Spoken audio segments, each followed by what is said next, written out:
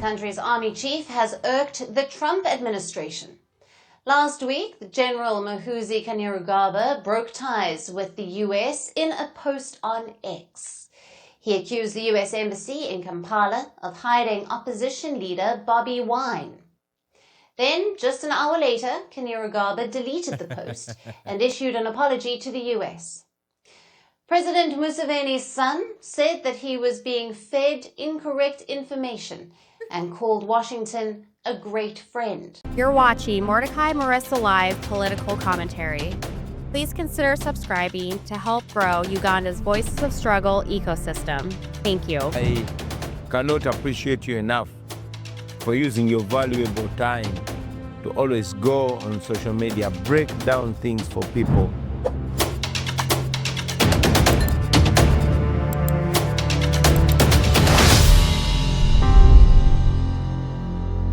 Well, ladies and gentlemen, as the Ugandan people continue to fight tooth and nail day and night, 24/7, 365 days to get rid of the Museveni criminal regime, and by extension, by finding ways of getting rid of Muhoozi Kainerugaba, who happens to be Museveni's son and doubles as the commander of Uganda's defense forces, it looks like Washington, D.C. or Washington has entered the fight, and this could be one of the biggest international blows yet to General Muhoozi Kainerugaba. The fallout from the military shutdown over NTV Uganda, Spark TV, Dembe FM, and Daily Monitor is no longer confined to Uganda. It has now reached the corridors of power in these United States of the Americas. Now you might be wondering, Mordecai, what are you talking about? Are they sending their men to topple Museveni and his accomplices and enablers? Absolutely not. But what they continue to do needs to be paid attention to. What am I talking about? In a stunning rebuke, U.S. Senator Jim Risch from Idaho, a very powerful chairman of the Senate Foreign Relations Committee, has called for a review of U.S. Uganda security ties, declaring that General Muhoozi Kainerugaba's assault on free speech and independent journalism has made both him and the Uganda People's Defense Forces unfit partners for the United States. I mean, I'm sorry to announce, but they've been doing this like forever. They're not doing it for the first time, and I'm wondering why the U.S. has continued to partner with these people. Now, I truly understand the Museveni crew are liars, manipulators who will tell all these kind of lies, how they are indispensable, how they're the one responsible for regional peace. Absolutely not. But those are the lies they tell the American people and other partners or allies across the world. So I want to tell you that, this is no ordinary criticism. It comes from the most influential voices shaping America's foreign policy. And it raises serious questions about the future of Uganda's military relationship with Washington. Now you have to understand that Washington gives Uganda enormous amount of dollars. Then they give them, they're in partners when it comes to training some of our military personnel. We get a lot of ammunition from the United States government. So when they make or come out with these kind of statements, you have to really pay attention. And that's what I say, that, what started as Muhoozi's crackdown on Uganda's independent media is now threatening to trigger international diplomatic consequences. So as pressure mounts from both sides and outside the country, the cost of silencing journalists may be far greater than the regime anticipated of Muhoozi Kainerugaba. Let me go on and show you what Senator Jim Risch said, and we're going to have to break this down together. Here it says, I'll read you this. This is Senate Foreign Relations Committee Chairman Jim Risch. He says the U.S. needs to review its security relationship with Uganda. General Muhoozi Kainerugaba's attacks on free speech, including shattering major media houses this weekend, make him and the UPDF unfit partners. We should only work with those who advance regional security, not diminish it. It's unbelievable that we have to remind these people. But, this is a statement, a really, really big one coming from this committee. And you have to remember that this is not the first time this is happening. I think 4 months ago, the same senator, Jim Risch from Idaho, called out to Muhoozi Kainerugaba. I'm going to go on and show you what he said. This was shortly after Muhoozi Kainerugaba claimed, let me read you here. He wrote and says, fellow Ugandans, because of the present situation where an opposition leader, he was referring to Bobi Wine, kidnapped himself and is missing. And according to our best intelligence, underline the word best intelligence, did all this in coordination with the current administration at the U.S. Embassy in our country. We as UPDF suspend all cooperation with the current administration at the U.S. Embassy in Kampala. This includes our work in Somalia. He goes on to say the very precious security cooperation between Uganda and the United States has been undermined for a decade now, since 2015. Then how is it a precious security cooperation which yet has been undermined since 2015, you said, by unimaginative bureaucrats at the embassy?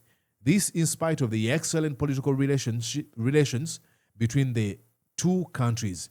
Then it just took a few minutes. Then he came out and says, I want to apologize to our great friends, the United States, for my earlier tweets that I have now deleted.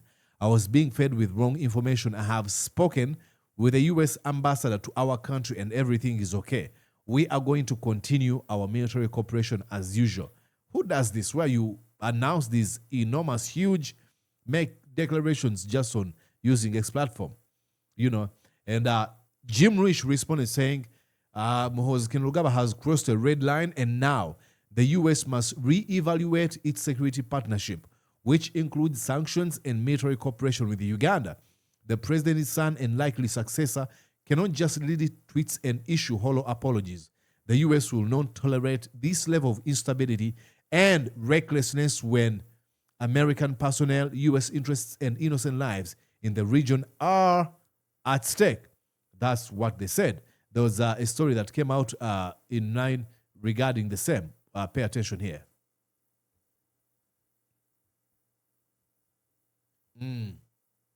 Hello and welcome. Our top story is from Uganda. The country's army chief has irked the Trump administration.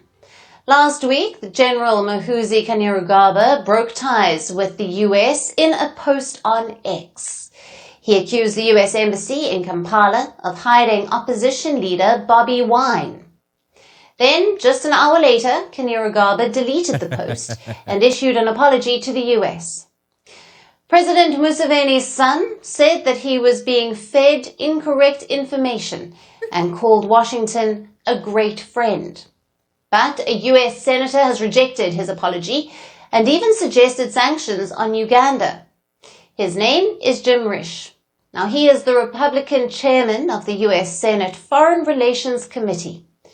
Reacting to Kainerugaba's posts, this is what he posted on X.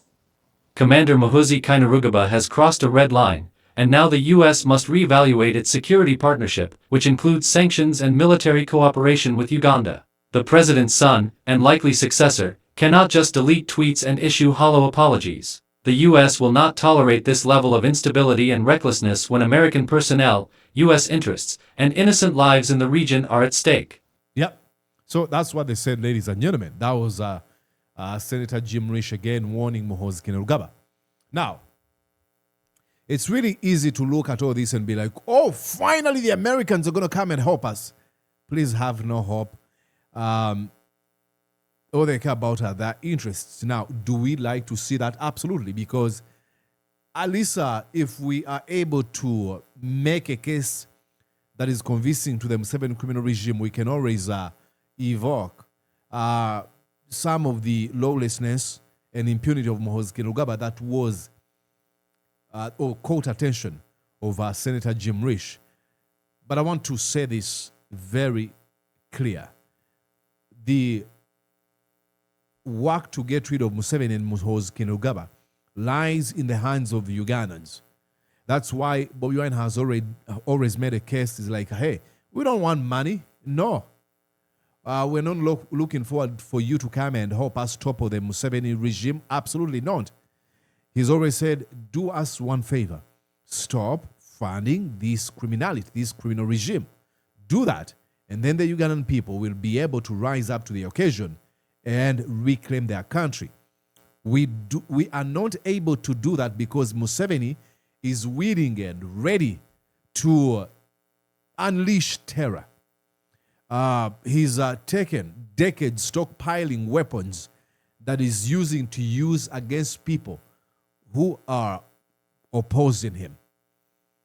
He has actually said this. I think ahead of the 2026 elections, he threatened his own citizens by saying, hey, we've got soldiers here. Each of them carries a gun that has 120 bullets. This is a president of a country warning his own citizens that, hey, this is what I'm going to do to you. So let's go back to the drawing board, the Ugandan people. Folks in the opposition, we've got to create a plan B.